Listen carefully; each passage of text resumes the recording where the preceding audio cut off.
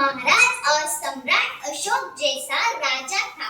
हम उस देश के नागरिक हैं जहाँ हर 50 मील पर रूह पहनावा मजहब बदल जाता है। हम उस देश के नागरिक हैं जहाँ डाल डाल पर सोने की चिड़िया को पाया जाता है। हम उस देश के नागरिक हैं जहाँ पिता की एक बात पर राम जैसा बेटा सिंहासन त्याग कर वनवासी हो जाता है। हम उस देश के नागरिक हैं जिसे अपने भूगोल के पहले इस ब्रह्मांड का भूगोल समझ आता है। 15 ऑगस्ट 1947 रोजी आपला भारत देश इंग्रजांच्या गुलामगिरीतून मुक्त झाला।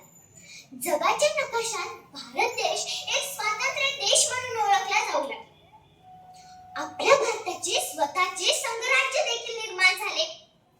आपल्या भारत देशाला स्वातंत्र्य करण्यासाठी आपल्या देशबांधवांना जो त्याग सहन करावा लागला ना, त्या त्यागाची जाणीव ठेवण्याचा आजचा दिवस। आपल्या स्वातंत्र्यानंतर आपल्या देशबांधवांनी ज्या हाल अपेष्टा यातना सहन केल्या ना, त्या हाल अपेष्टा यातनाची जाणीव ठेवण्याचा आजचा दिवस। स्वातंत्र्यानंतर आपल्या सीमेवर प्राणाची बाजी लावून लढणाऱ्या सैनिकांच्या सन्मानाचा आजचा दिवस। आज आपण स्वतंत्र भारतात जन्मलो हे आपले भाग्यच म्हणावे लागेल।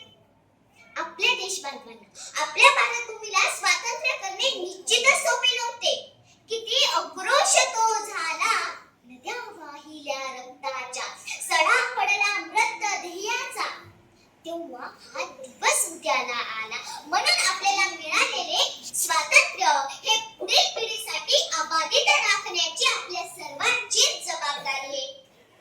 इंग्रज साता समुद्र पार करून काही हजारांमध्ये आपल्या भारत देशात येतात आणि आपल्या 30 कोटी लोकसंख्या असणाऱ्या आपल्या भारत देशाला 190 वर्ष गुलाम बनवतात। निश्चितच आपल्या भारतीयांचं काहीतरी चुकलं असेल आणि काय चुकलं याचा इतिहास जाणून घेण्याचा आजचा दिवस। आज आपल्याला आपल्या स्वतंत्र भारतासाठी बलिदान देण्याची गरज नाही, संघर्ष करावा लागत नाही, झुंजावं लागत नाही। तर स्वतंत्र भारतात देश सेवा म्हणजे काय? माझ्या मते प्रत्येक व्यक्तीने आपापले काम इमानदारीने करणे म्हणजे माझ्या मते खरी देश सेवा होय। थोडक्यात सांगायचे झाले तर nation first and self last.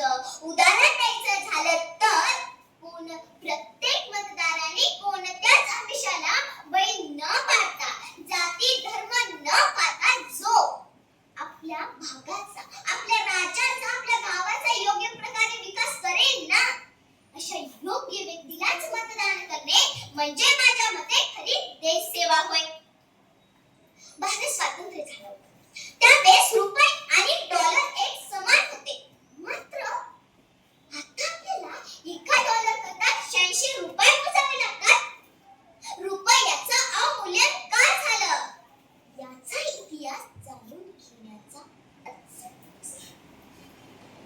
आपल्या भारत देशाची वाढती लोकसंख्या एक गंभीर समस्या ठरते। पुढील काळात अन्नधान्याचा, कुपोषणाच्या अशा अनेक गंभीर समस्या निर्माण होऊ शकतात। म्हणून या वाढत्या लोकसंख्येला आळा घालण्यासाठी उपाययोजना करण्याचा आजचा दिवस। आपला भारत देश स्वातंत्र्य झाला त्याच कालखंडात दुसरे 11 देश इंग्रजांच्या गुलामगिरीतून मुक्त झाले। पण या 12 देशांपैकी सर्वात जास्त विकास आपल्या भारत देशाचा झालाय ही आपल्यासाठी खूप अभिमानाची गोष्ट आहे। आपला भारत देश स्वातंत्र्य झाला होता त्यावेळेस भारत 540 संस्थानांमध्ये विभागला गेला होता। त्या 540 संस्थानांमध्ये अनेक भाषा बोलल्या जायच्या, विविध धर्म होते, विविध संस्कृत्या होत्या। भारताने या सर्वांना एकत्र आणून विविधतेतून एकता निर्माण केली। आपला भारत देश स्वातंत्र्य झाला होता ना, तेव्हा भारत अन्नधान्य स्वयंपूर्ण नव्हता।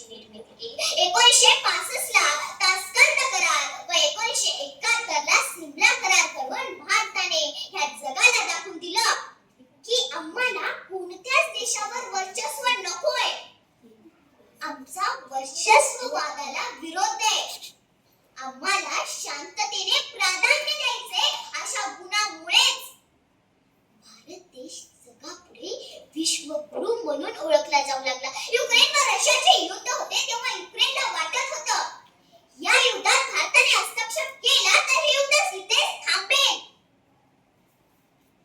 तसेच या अंतकवादी पाकिस्तानला धडा शिकवण्यासाठी भारताने सिंधू लष्करी मोहीम आपल्या हाती घेतली. या मोहिमेला कोणत्याच देशाने विरोध केला नाही. यावरून आपणास असे समजते की आज आपला भारत देश लवकरच जागतिक महासत्ता बनण्याच्या वाटेवर आहे. आज आपण चंद्रयान ग्रहाचा अभ्यास करण्यासाठी आपलं यान चंद्रावर पाठवलंय. आज आपण शिक्षण, तंत्रज्ञान, विज्ञान, क्रीडा या सगळ्या क्षेत्रात प्रगती पदावर आहोतच. पण आपल्याला एकात्मतेच्या भावनेने, देशप्रेमाच्या भावनेने, राष्ट्रप्रेमाच्या भावनेनेही एक विकसित भारत देश घडवायचा आहे. आपल्याला असा एक भारत देश हवाय जिथे उच्च नीच भेदभाव सीमेपार असतील, जिथे प्रत्येकामध्ये एक नातं असेल भारतीत्वाचं, शत्रूचाही थरकाप उडेल एवढी आपल्या विचारांना धार असेल, प्रत्येक व्यक्तीचा भारताविषयी आदर असेल, जिथे देशप्रेमाची श्रीमंती व विचाराचे श्रेष्ठत्व असेल. असा भारत देश आम्हाला तुम्हाला सर्वांना मिळून घडवायचा आहे. मी जाता जाता शकील बदायनी यांच्या गीताच्या ओळी म्हणून दाखवणार आहे. दुनिया के रंग सैना कुछ ना मुंह से कहना, सच्चाइयों के बल पर आगे ही बढ़ते रहना,